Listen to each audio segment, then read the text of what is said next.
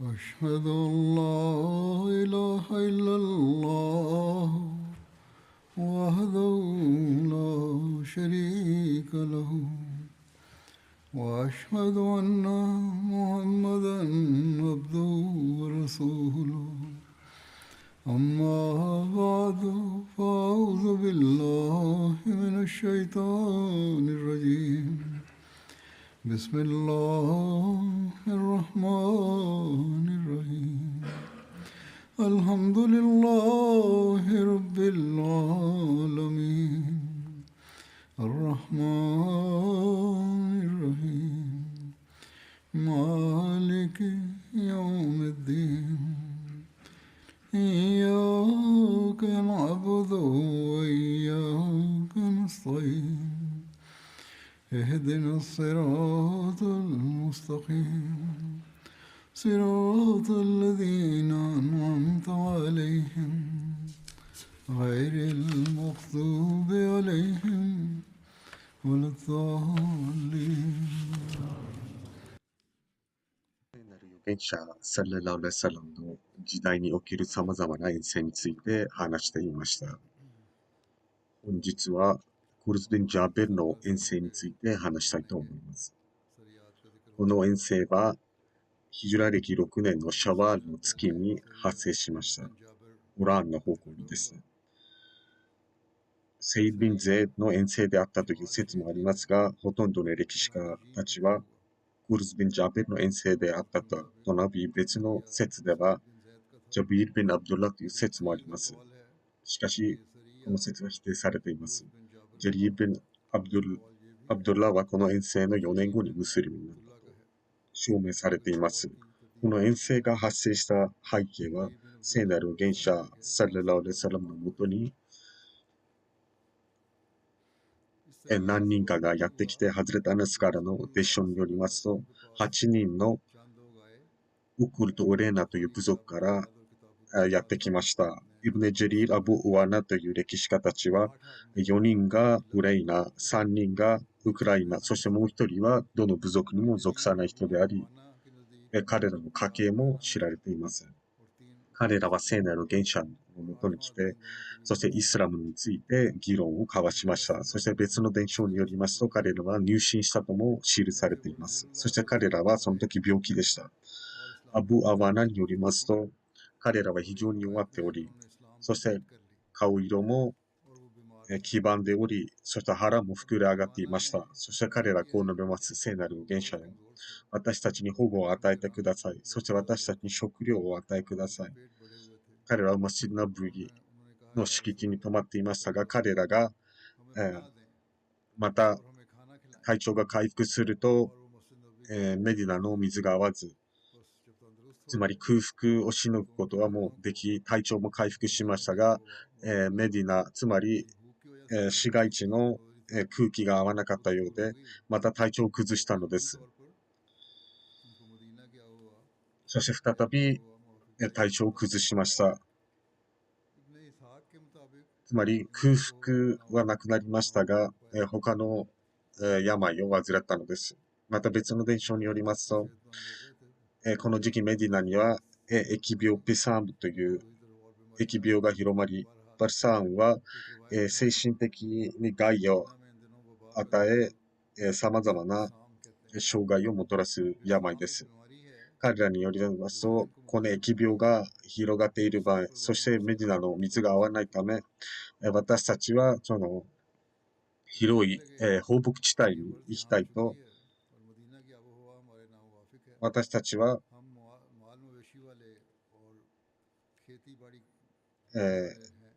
牛乳が欲しいと述べたので、聖なる預言者サルラルサルム。私は他に何も持っていませんが、しかし、父が出るラクダの方に行くように命じました。そして彼らに聖なる預言者は放牧地帯に行くように指示をなさったのです。フェイファウル・ホバールという牧草地帯です。これはメディナの近くの、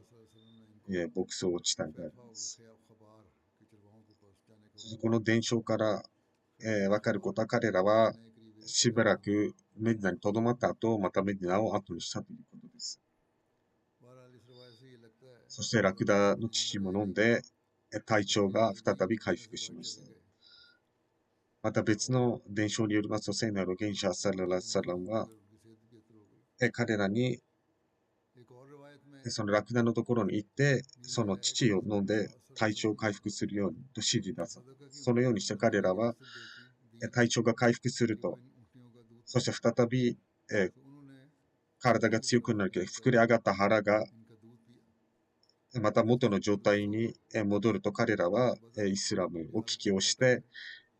このラクダを何とか強奪していったのです。つまり聖なる元者恩をあだで返したのです。つまり騙したというわけです。伝承によりますと、聖なる元者を解放した奴隷、ジャサールとその仲間たちを、つまり彼らはラクダを強奪しました。つまり彼はイスラムを帰教して、そのラクダたちを強奪していきましたが、この時、ムスリムたちは、戦闘が発生して、彼らはジャサールの手足を切断し、そして、口の中、そして目の中にトゲを入れたのです。そしてジャサールは、亡くなりました。この人々は、ラクダを強奪しただけではなくて、そこにいたムスリムたちも殺害したのです。皆殺しにしたのです。そして皆殺しにした後、彼らはジャサールを殺害し、そして他の、その牧草地帯で働いてきた人たちも殺害したのです。ある人物が聖なる軍者のもとをやってきて、私の仲間が殺されたと報告したのです。一人が命かながら逃げたので、彼らは、皆殺しした後、ラクダを強奪していたと言いました。モハンマドのウマルからの伝承によりますと、バヌ・アマル・ベン・オーフのある女性が、ロバに乗って旅をしているとき、ジャサールのそばを、通りました。ジャサールは木の下に横たえており、その時彼はすでに亡くなっていましたが、彼はすぐに民のもとへ戻り、そのことを報告しました。そして彼らもすぐに出動して、ジャサールの遺体を回収し、クバーノ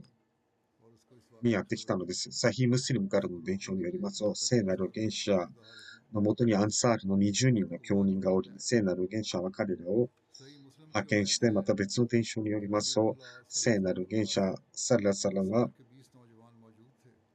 その20人の部隊を、騎馬隊を派遣したのです。つまり何か事件の報告を受けるとすぐ20人の部隊を派遣したのです。その中の何人かの名前も記されています。サルマ・ベン・アクワ、アブ・ロホン、アブ・ザル・ガファリ、ブレダ・ビン・ホセイ、ラフィ・ベン・マキース、そして彼の兄、ジュンドゥス、ビラル・ベン・ハリス、アブドゥラ・ベン・アメル・ベン・アウフ、モザニ、ジワール・ベン・ソラカ・サルビ、スウェイク・ベン・サカル・ジョハンニ。これらは皆ムハジリンの中の人々あり、その中にクルズ・ビン・ジャベルが部隊長に任命されました。聖なる元者サラサラムが追跡のために、派遣したのです。彼らの足音をたどりながら、そして聖なる元者は彼らに対して、祈ったのです。神よ、彼らが盲目となり、そしてそれが、ラクダの皮膚より窮屈なものになるというの。つまり彼らが旅ができなくなるように祈ったのです。そしてその日に彼らは捕らえられました。日が昇ると、彼を捕らえて聖なる元者のもとに、つまり20人は彼を捕らえて、連行してきたのです。別の伝承によると、クルテン・ジャベルとその仲間たちは、探索に出ましたが、夜になり、彼らはハルラという場所で夜を過ごし、朝になると、彼らがどこにいたか気づきませんでした。すると、ある女性が、ラクダの一部を持っていました。そして彼女はこう言いました。私はある人々から通ると、その時彼らはラクダを屠殺しており、私にこの肩の肉をくれたのです。そして彼らはそこの荒野にいると。つまり彼女もその肩の肉を受け取ったのです。और वो इस जंग 彼 में 女によりますと、 उसको भी कुछ गोश्त का टुकड़ा दिया था え या टांग के 煙が上がってい गोश्त るところを見れば रान का わかると言い、すると彼らは出発して、 वो कहने लगी कि जब तुम देखोगे 彼らはすでに食事を तो 終えてい मुसलमान たの सारे です。教諭たちは、 यहाँ वो बैठे हुए हैं 降伏するように呼びかけました。 बस वो चल す पड़े ると彼らはみんな捕らえられ उनके て、 पास उस वक्त आए जब वो 誰 वापस も वो 残ら जंग なかったと。そして彼らは साहब 彼らを इरान 拘 से 束して、 अपने आप को हवाले そして कर 馬に乗せてメディナに連行してきました。 सब 聖な कत्ल る हो 預 गए 言者サララウレ उनमें サ से ラムは कोई एक भी बाकी न रहा ラガ बस という सारे 場所にいました。そのガバというこの場所は、ジュル जब वो フ जाकर の場所 पहुंचे にある、この रसूलुल्लाह ジュルフはメディナから सल्लल्लाहु 3マイル離れたところ गलाबा にあ नामी ります जगह が、 पर そこ तशरीफ に फरमा おら थे れました。 ये रगाबा 彼らは彼 तरफ से 連行した聖なる預言者のもとへ連 गया れてきました。ハズレタナスによりますと、 तीन मील के फासले पर 私は何人かと共に出発して、た बहरहाल どりながら ये 聖なる預言 रसूलुल्लाह 者 सल्लल्लाहु サララルサラム、 हज़रत अनस बयान करते ガ हैं バの कि 谷 जब の मैं 泉のある शरीयत 場 लेकर 所 उनके に साथ निकला 行きました。 यहाँ तक कि 聖 जब なる मैंने 預言 वहाँ 者 से लोगों को は、बाहर किया 鉄を तो 持ってくるように命じて、その पानी के 鉄を बहाव 溶 के かし रुकावट की て जगह पर 彼らの目の中に入れたのです。なぜかというと、殺された सब्जियां लाने 牧 की 草 तरतीब 地 है 帯で働いてきた人たち कि も同じように तो 殺害されたからです。また別の伝承によりますと、聖なる預言者のもとへ連行されると、 खूनी सलाइयां फेरी थी 一方 एक の रिवायत में है कि 手 जब 足 रसूलुल्लाह を सल्लल्लाहु 切断した अलैहि 後、 वसल्लम के पास लाया गया 目に तो आपने 熱いアイロンを入れて एक तरफ के हाथ काटे 放置したということであり、その中の2人が死んだ और とい इसके うこと आंखों で से す。 सलाई फेर कर उनको धूप में डाल दिया 彼らは水を यहाँ तक 求めましたが、水も与えられませんでした。ハゼルト・アナスに इस よりま रिवायत すと、 में 私 इनकी は आंखों में गर्म सलाई その फेरी गई 中の और उनको 一 धूप 人 में が डाला गया 喉の ताकि नजर 渇きを訴えて水を求めていましたが、 し हज़रत か अनस し、 बयान करते हैं कि मैंने इनमें से 灼熱の एक को देखा 太陽 कि の下、彼ら जिसके は आंखों そ से のまま死ん कतल だ न ので कर す。 पाए इससे जो सख्त アブケラ निर्दयता バーからの伝承によりますと、 यहाँ तक कि वो मर गए これらの人々が उनका खून लोगों को 皆殺しして、強盗殺人をした後、複数人殺し、そして अबू किलाबा ने बयान किया है 聖 कि なる義 रसूलुल्लाह に対して戦いを仕掛けたのです。 चोरी भी की और इस्लाम लाने के बाद काफिर हो गए और そしてもう一つの伝承によりますと、この出来事はフドゥードの訓令が神様から降臨される前にしたことです。 हुक्म そしてイスラムのこのようなことに関する教えは後に掲示されたのです。神様はこのような説を ये सब कुछ हुआ 掲示したので तो す。 जाहिर लगता है कि बड़ा मुसलमान जुल्म किया إنما جزاء الذين يحاربون الله ورسوله और वो ये है ويسعون في الأرض कि अल्लाह فسادا ताला ने ये आयत नाज़िल फरमाई أن يقتلوا इन्नमा أو जज़ाउल يسلبوا लज़ीना युहारिबून अल्लाह وتقطع أيديهم व रसूलहु وأرجلهم व यसऊना फिल अर्ज़ि फसादन وأرجلهم من خلاف أन وينفوا युक़त्तलू من أव الأرض युसल्लबू व तुक़त्तअ ऐदीहिम ذلك لهم व خزي अर्जुलुहुम في الدنيا अर्जुलुहुम ولهم मिन في खिलाफिन الآخرة व عذاب युनफ़ौ عظيم。 मिनल अर्ज़ि つまり、彼らの報い ज़ालिक は लहुम 神の預言者と दुनिया 戦う人たち、そして地上に वलहुम फिल 騒乱を広 आखिरति める人たちに अज़ाबुन अज़ीम 対する彼らを क्योंकि 厳 इन しく लोगों को की 処 जज़ा 刑するということであり、 जो अल्लाह और उसके 彼 रसूल ら से の लड़ते 手 हैं 足を切断 और するか、 ज़मीन में फसाद फैलाने की कोशिश करते あ हैं るいは ये है 追放 उन्हें する सख्ती か、 से कत्ल किया जाए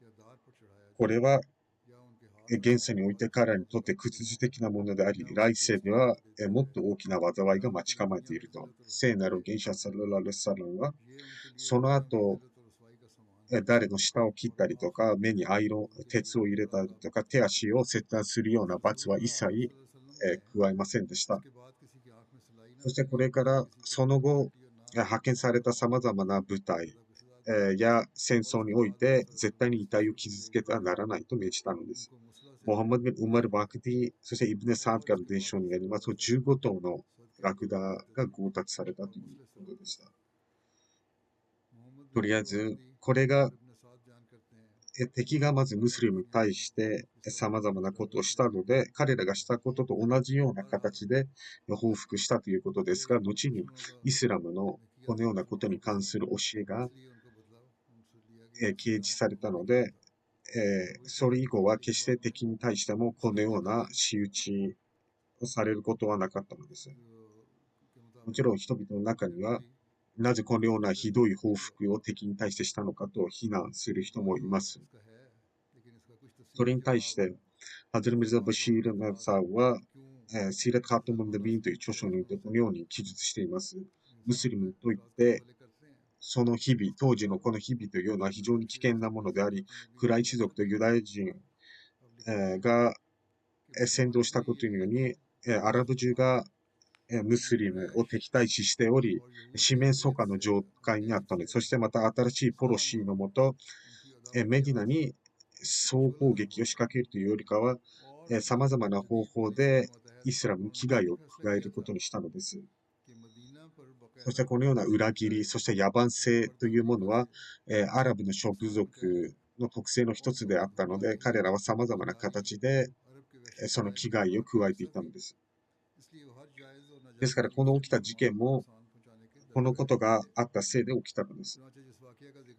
また、詳細によりますと、ヒジュラ歴6年のシャワールの月に、ウクル、ウレイナ族、この両部族の人たち、おそらく8人、メディナにやってきて、イスラムに対する愛情を表明した後、入信したのです。彼らはしばらく滞在した後、メディナの水が合わず、聖なる元首のもとに来て、そしてどのような病を患っているのかを言いました。私たちは放牧地帯に住む人たちなので、市街地よりかは、私たちはそのせいで病気になってしまいました。聖なる元首はもしメディナの町に住みたくないのであれば、メディナ郊外の牧草地帯に行けばいいと。そこには家畜もいるので。つまり聖なる元首は彼らに恩を与え、おもてなしをしていたのです。もしラクダの乳などを飲んで、また体調が回復すれば、また別の伝承では、彼らは自ら聖なる元首に、もしあなたが許可を与えるなら、私たちはあなたのラクダがいる牧草地帯にいてもよろしいですかという許可を求めたそうですが、聖なる元首の許可を得てメディナ郊外のそのムスリムたちのラクダが放牧されている牧草地帯に来ました。そしてこの人たちがそこへとどまり、そして密かに情報収集した後、そしてラクダの乳なども飲んで体調が回復すると彼らは突然ある日、そこに従事している人たちを皆殺しにしたのです。そしてただ殺害しただけではなくて、非常に無残なやり方で彼らを手足を切断した後、まだ息を引き取っていないのを見ると、口の中にトゲを何個も入れたのです。そして彼らはただそれだけにとどまらず、溶けた鉄をこのムスリムたちの目の中に入れたのです。このように、この無実なムスリムたちを無残にも残酷な方法で殺害したのです。そしてその中には聖なる権者の従者であったジャサールも含まれていました。ジャサールは聖なる元首のラクダの面倒を見ていましたが、このような人たちがこのような残酷な方法でムスリムたちを殺害すると、その後彼らはラクダを集めて強奪して逃げていったのです。聖なる元首サラサラムがこの事件の報告を受け取ると、一人が命からがら逃げてきたのでね、すぐに聖なる元首は20人の共有の部隊を派遣したのです。そして彼らは、メディナからある程度離れていましたが、敵たちはある程度離れましたが、神様のおかげでムスリムたちは迅速に彼らを追跡して捕らえたのです。そして彼らを縄で縛り上げ、メディナへ連行してきました。その時、聖なる元首サララサラムには、もしこのような仕打ちをした人に対してどのような報いを、どのような方法で接さなければならないのかという、まだイスラムの訓令が授けられていなかったので、今までの経典の民の、つまりモーセの教えに従って、それを実践していたのです。つまりムスリムに対して、ムスリムの対して行われた仕打ちと同等な報復をこの人たちに対してもすることにしたのです。なぜかというと、まだイスラムの教えが授けられていなかった。そうすることによって人々抑止力を図る側面もありました。このように同じように彼らはメディナの郊外に連れてかれて、しかし神様イスラムに対しては別の教えを定めており、このような同等な報復刑であったとしても、決してこのように傷つけてはならないとしたのです。つまり、その処刑する人たちであっても決して傷つけたり、体を切断してはならないとしたのです。ですから、このことに関しては、まず、この不信者たちが、ムスリムたちに対して何の理由もなく、ただただイスラムへの憎悪、敵意のもとに、無実なムスリムたちを非常に残酷な方法で殺害したからです。そしてこの彼らの処罰に関しては、それはあくまでもその同等の報復を与えたということです。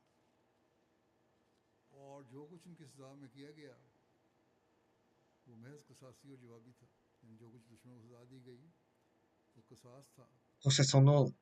当時の状況というのは、アラブ中が反イスラムで盛り上がっていた時期であり、そしてこの報復刑も、モーセの教えに従って行われたものであり、後にイスラムのルールによってそれは禁止されました。ですから、イスラムをこれに対して非難するのはお門違いであるということですし、この人たちというのは最初からそのようなことをするためにメディナにやってきて、そしてどのようにかしてイスラムの中にいながらどのように危害を加えるかということを計画してきて、目論んできた人たちです。そしてメディナにいながら何のチャンスも、つかめないでいると、彼らはメディナの郊外に出て、このようなことを実行することにして、なぜかというと彼らの動機は何であったのか、彼らはムスリムのこの牧草地帯で働いた人たちに対して行った仕打ちというのは、ただただその強奪目的ではなくて、明らかに憎悪が伺えるのです。もし、最初から彼らは正しい動機のもとイスラムに入信していたのであれば、そしてラクダに目がくらんでいたのであれば、ラクダをただ、盗んで逃げればいいだけのことでしたが、彼らがこのムスリムたちの農民を殺害した方法、そして明らかにその殺害方法には憎悪が見受けられます。それによって何がわかるか、判明するかというと、彼らはただただラクダに目がくらんだだけではなくて、それには憎悪が、敵意が、そして妬みが、妬みを垣間見ることができます。そして聖なる預言者がこのようなひどい残酷な仕打ちに対してした同等報復というものは、イスラムのこのに関する教えが授けられる前だってあったため、モーセの教えに従って行ったことであり、後にイスラムの教えが授けられたことによって、同等の報復刑であってもこのように、体を傷つけたり、あるいはその切断してはならないという訓令が、授けられたのです。つまりこの出来事の後、事件の後、聖なる預言者サララサラは、善を施すように、恩を施すように命じて、そして決して処刑する人であっても体を傷つけたり、手足を切断してはならないと命じるようになったのです。そして、ミューラー教、ウィリアム教は、自分の本で、この強奪犯を殺害した方法というのは非常に残酷でありますが、しかし、イスラムは、無実であるということが、なぜかというと、これはイスラムの教えではなくて、その教えであったのです。イエスもこの教えを否定せずに継続したので、もし、イエスの教えのもと、頬を叩かったなら片頬を差し出さないという教え。もちろんそれを非難する権利がありますが、しかしこの教えというものは実践できるようなものでしょうか。そして今日において、つまり1950年、つまり今ではもう2000年経っていますが、キリスト教の男性あるいは女性あるいはキリスト教政府はこの教えを実践したでしょうか。もちろんこれは聞こえはいいですが、しかし実践的な社会においては、この教えを実践することはできませんし、理性に基づいていません。ですから、このような感情的なことを掲げて、イスラムの非難するのは、自らの、ですから、モーセの教えを念頭に置くと、彼は真の預言者であり、法を熟知していました。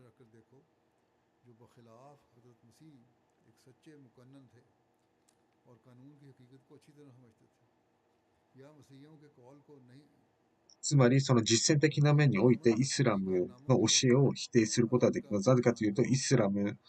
の教えというのは矛盾しておらず、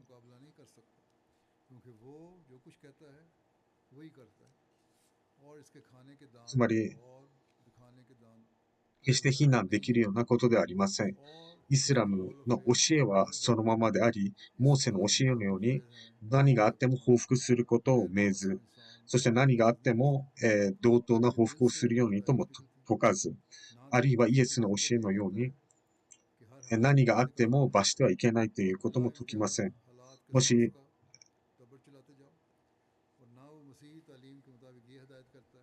つまり罪人の罪を助長するものであり、罪を助長するまで、イスラムというのはこのような方法は取らず、中立的な教えを教えます。それこそが世界平和の基盤でもあります。ファジャザウサイヤトンサイヤトンミスラハ。ファマンアファーワアスラハ。ワアジルブアラッラ。つまり、すべての悪行に対する罰というのはその相応に応じて行われ、しかし、もし状況によって、もし許すことによって、公正の余地があるのであれば、その時は許すことが最も良いことであり、その人は神様の報酬を得るということです。ですが、このようなことに関する教えというのをイスラムは説いており、ですから、理性のある人であれば、これこそが最も良い教えであり、これは人間の必要性のすべての側面を満たすものであり、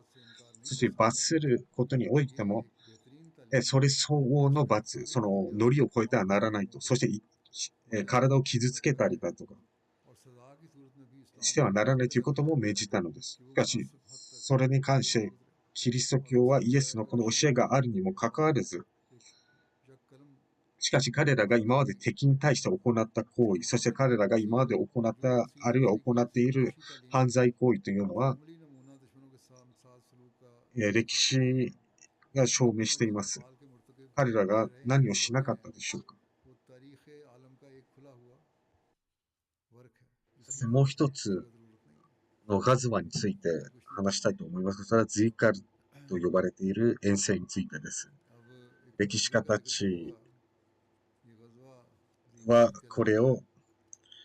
フデビアの和議の後としています。つまり、ヒジュラ歴6年のズルカーダ、あるいはヒジュラ歴7年モハラムの前に、歴史家たちはそれを、ムハディツィンはそう、歴史家たちは、ヒジュラ歴6年のジョマデル・ウラの月に発生したとしています。イマン・ブカリ、イマン・ムスリムによりますと、ズイカルのこの遠征は、ハイバルの戦いの3日前に発生したと。そしてスラフデビアの後、そしてヘイバルの後の前に述べて、アッラマ・イブネ・ハジャルによりますと、イマーム・エムド・イマーム・ムスリムは、イマーム・サルマから得た伝承によりますと、ハイバルの戦いの3日前に発生したとしていますし、サルマ・ベン・アクは、そしてズイカルドの出来事を述べています。そして最後に、その後我々はメディナに戻ってきたと。そして3日間、メッカに滞在した後、ハイバルに向けて出発したとしています。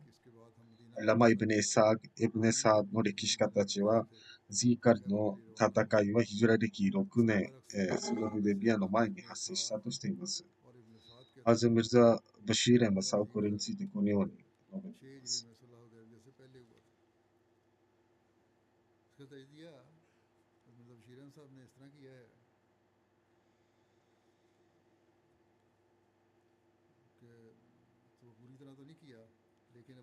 つまりジーカルと、ハイバルの戦い、ヒジュラ歴7年のモハラムの月に発生したとしています。ジーカルナの衛星はこのガーバの遠征とも言われています。なぜかというと、そこで聖なる原者のラクダが放牧されていたからであり、それはメディナからシリア方面に向けて4マイルにある場所であり、故になぜジーカルの戦いと言われているのかというと、ウエナ・ベン・ヒッサン、彼は聖なる原者のラクダを強奪していき、そして聖なる原者はジーカルドまで彼らを追跡したのです。ジーカルドはメディナから12マイル離れた泉であるからです。これの詳細によりますと、聖なる原者サララルサラムの20頭のラクダが他のラクダも含まれていましたが、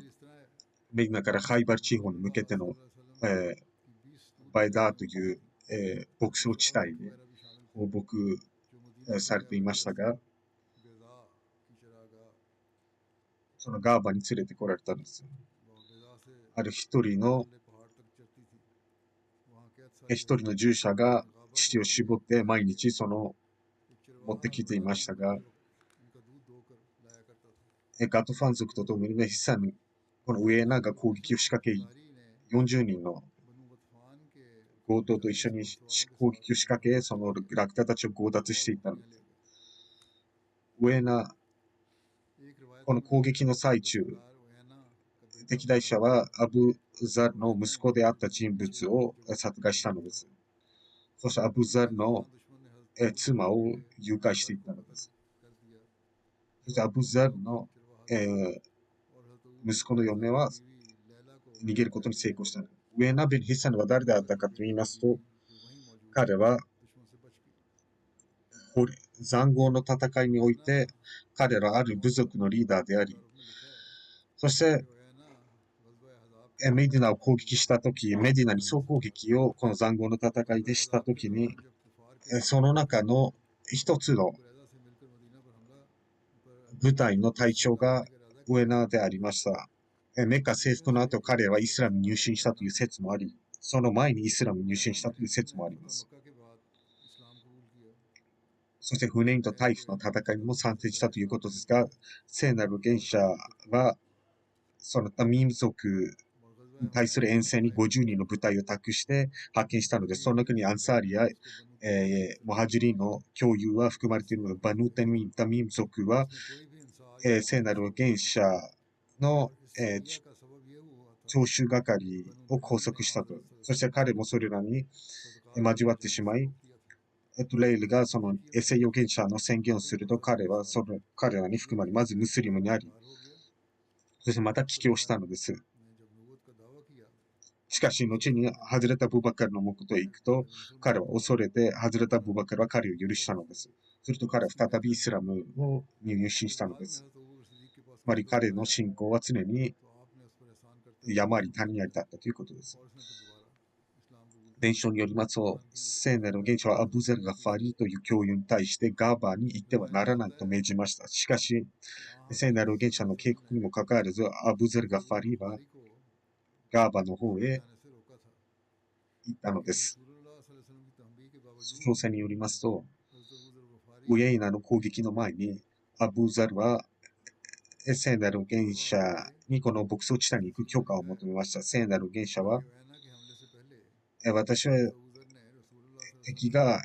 突如奇襲してしまわないかということを恐れていると。なぜかというと、ウエナは非常に危険であり、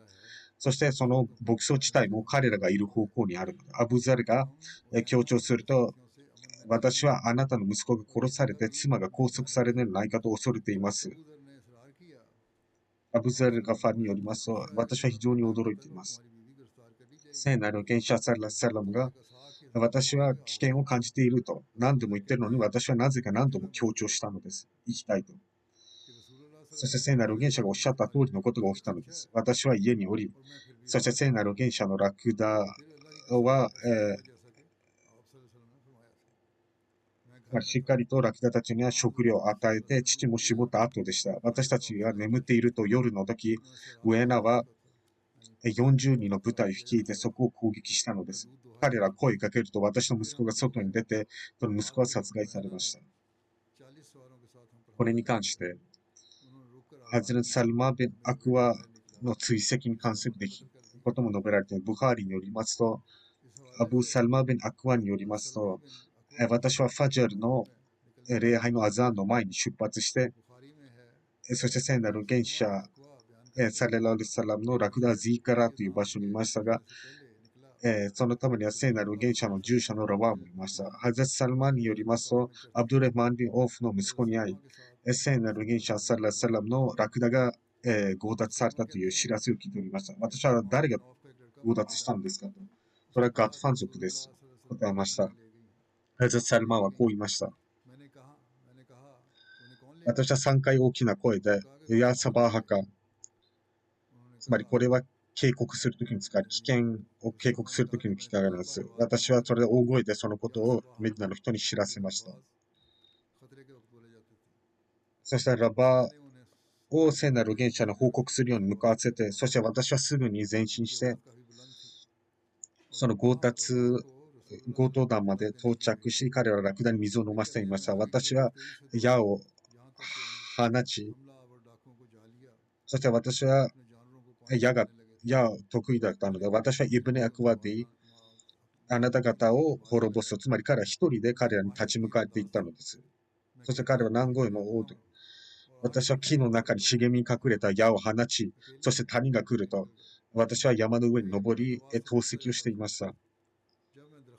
そして私はその強奪されたラクダをすべて取り返したのです。セヒムスリムによりますと、私は追跡して、そして神様のおかげで、聖なる原始のラクダをすべて取り返すことに成功したのです。そして30の布も取り返したのです。つまり彼らは計量するためにいろんなものを捨てて逃げていました。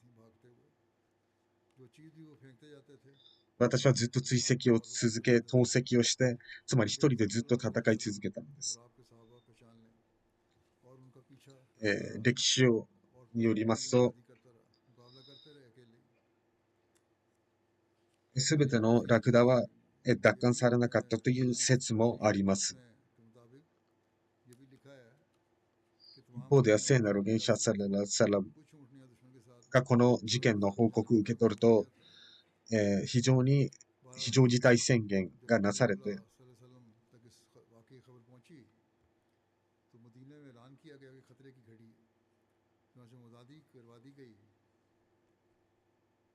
そして神の騎馬隊たちを準備を整えさいと、その宣言がなされると、様々な人が馬に乗ってやってきて、まずはハズレット・メクダードが来て、そしてハズレット・アバード・ビン・ビシャル、そしてサード・ビン・ゼー、ウス・ビン・ホデル、ウカシャ、モーラズ・ビン・ナズラ、アブ・カタダ、アブ・アヤーシの名だたる著名な教諭たちが馬に乗ってハセサンジ、聖なる現地ハズレット・サード・ビン・ゼードを部隊長に任命して敵を追跡するように命じました。そして私もあなた方に後を追うと言い、そして聖なる現者は500人の部隊を引き連れて、また別の説によりますと、700という説もありますが、聖なる現者は外れてイブネ・ウメ・マクトゥームを自身の代理に任命し、そしてハズレ・サーベン・ウバダに300人の部隊を託してメディナ防衛に当たらせたのです。聖なる現者サラサラはハズレ・メクダーベン・アスワの槍に旗を結び、そしてこの出来事にあるイブネ・サークによりますと、聖なる現者サララウレサラムはアブ・アヤーシ、あなたは自分の馬をあなたよりよりより良い乗り手に授けないのですかとアブ・ヤーシはこう言います。神の預言者は私が一番いい乗り手です。それと聖なる私はそう聖なる預言者に言いました。そして私はすぐに馬を走らせましたが、しばらくすると、その馬は私を、落としたのです。私は驚き、聖なる預言者サラサラムが述べたこと、つまり、より良い乗り手に託しなさいと言いましたが、私がより良い乗り手であると聖なる預言者に言いましたが、またアブはヤーシに言いました。そしてハズレット・モアッド・ビン・マイスにその馬を授けたんです。ハズレット・サルマンは一人で敵を追跡しましたが、日が昇ると、ウエナが彼らを助けるために来て、これによって、ウエナは自身はそこにいたということ、彼はある谷の中にいました。私は山に登り、ウエナをこう言いました。これは誰かと問うと、それとウエナの仲間はこう言いました。朝からずっと彼は私たちを追跡して、ずっと攻撃していく。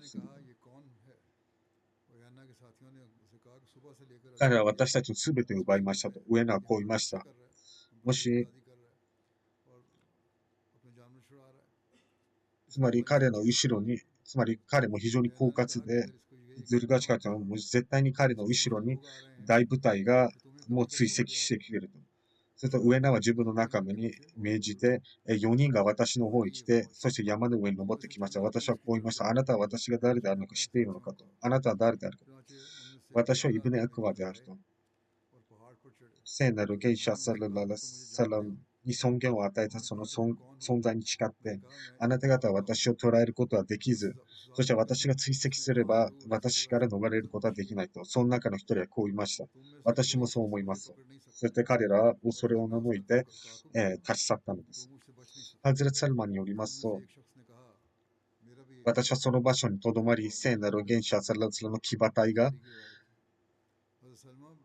聖なる原始者が自身よりも先に、送った先見部隊が木の後ろから現れ、ボーレズ・ビン・ナズラ、そしてアクラム・アスディがそれに続き、そしてアブカタ・ダ・アンサリ、そしてミクバー・ビン・アスワドなどの教諭たちが到着しました。私はアクラムの、馬のところへ行き、気をつけなさいと、まだ、部隊が来るのを待ちなさいと、聖なる原者の大部隊が来るまで、ここで待機するように命じます。彼はこう言いました。サルマよ。あなたが神と審判の日を信じているのであれば、そして天国が真理であり、そして地獄があると信じているのであれば、私と殉教の間に立ちはだかるなと言ったのです。そして私は彼を好きなようにさせることにしました。そしてハズルト・アクラム、ソザ・アズル・アルレマンベンがお互いに対峙して、そしてアブルラフマンの馬を傷つけ、そしてアブルラフマンは、アクラムに槍を放ち、彼を殉教させたのです。ハズルト・アクラムがオバールが殺害し、殉教させたという説がもあります。ハズルト・ガシャが槍を放ち、彼らも殺害しました。また別の伝承によりますと、ハズレット・アクラムはマサダが殉教させたという説もあります。この殉教に関する夢に関することもあります。つまり1日前に、この出来事に1日前に、アクラムは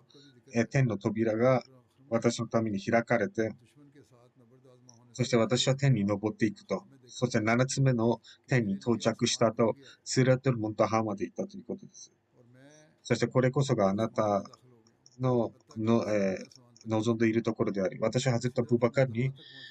この夢を話すと、ハズレット・ブバカルは殉教をねぎらい、その次の日に私はそのハズレット・アクラムは殉教したのです。そして聖なる原社の大部隊がそこに到着し、そしたらハズレット・ブカタダ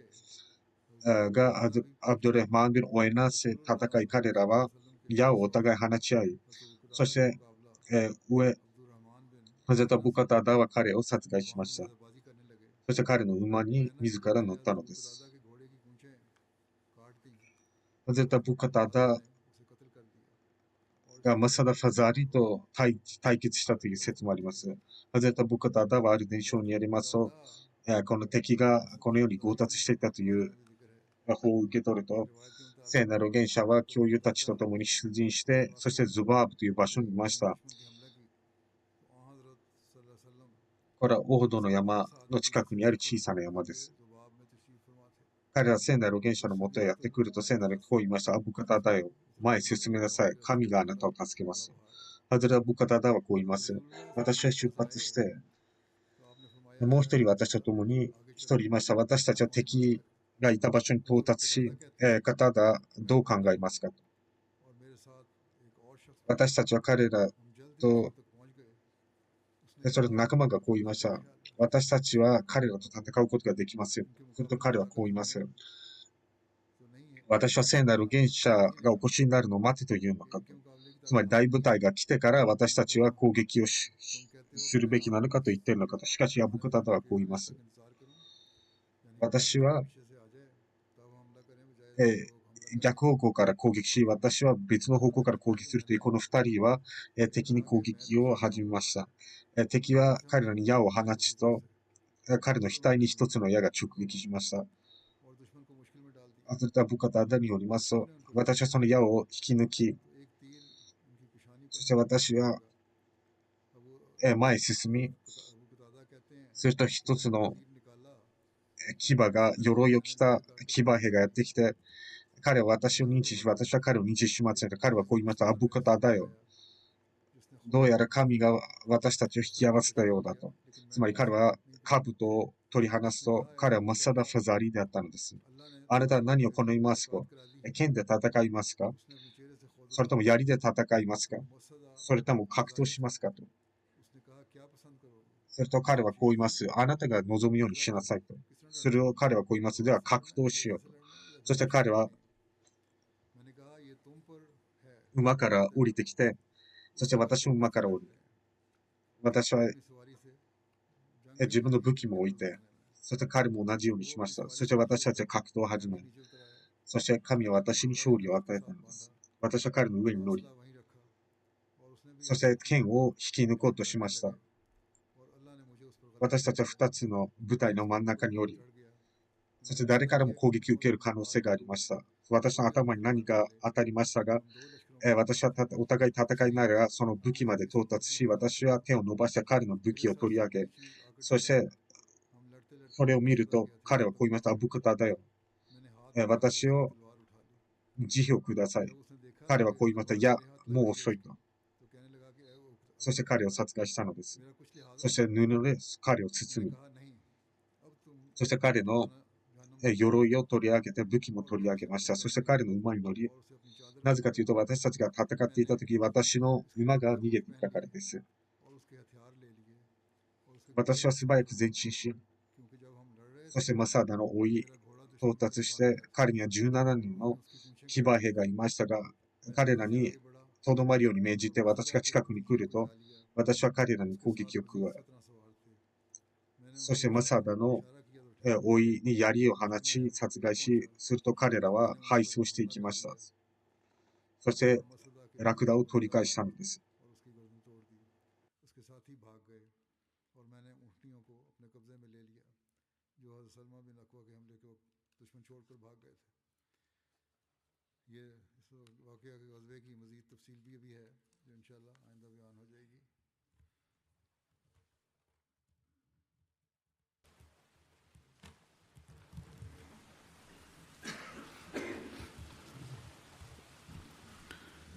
الحمد لله الحمد لله نحمده ونستعينه ونستغفره ونؤمن به ونتوكل عليه ونعوذ بالله من شرور أنفسنا ومن سيئات أعمالنا من يهده الله فلا مضل له ومن يضلل فلا هادي له ونشهد أن لا إله إلا الله ونشهد أن محمدا عبده ورسوله عباد الله رحمكم الله إن الله يأمر بالعدل والإحسان وإيتاء ذي القربى وينهى عن الفحشاء والمنكر والبغي يعظكم لعلكم تذكرون اذكروا الله يذكركم وادعوه يستجب لكم ولذكر الله أكبر.